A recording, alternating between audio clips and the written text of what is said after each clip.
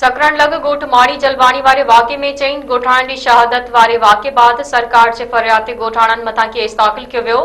In charge CIA शहीद Benazirabad inspector Maqsood रज़ा मंगनेहार जे फरियाद ते माणी थाणे ते सरकारी फरियाद में माणी जलवाणी वाक़े जी एफआईआर ॻोठाणे रजब जलवाणी हरीफ उर्फ ढोलू जलवाणी गुलाम रसूल मोरियो मुनीर जलवाणी समेत 250 माण्हुनि ते दाख़िल कई वई।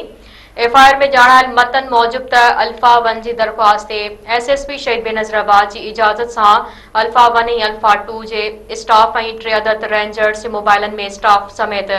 रेंजर्स स्टाफ जी अॻवानी कंदड़ डीएसआर ज़िया ऐं इंस्पेक्टर आसिफ सां गॾु ॻोठ माणी जलवाणी पहुतासीं।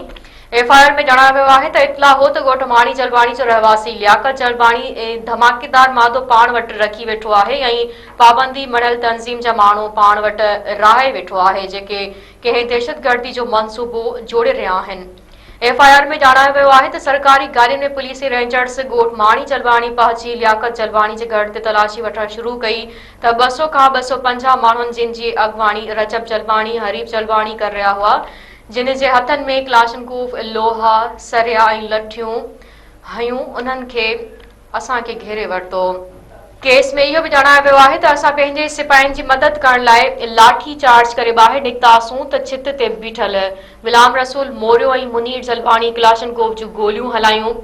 जेके हेठि बीठल कुझु ॻोठाणनि खे लॻियूं ऐं उहे ज़मीन ते किरी पिया जिन बाद उते बीठल ॻोठाणनि धक हणी 4 रेंजर्स एहलकारनि खे ज़ख़्मी करे छॾियो।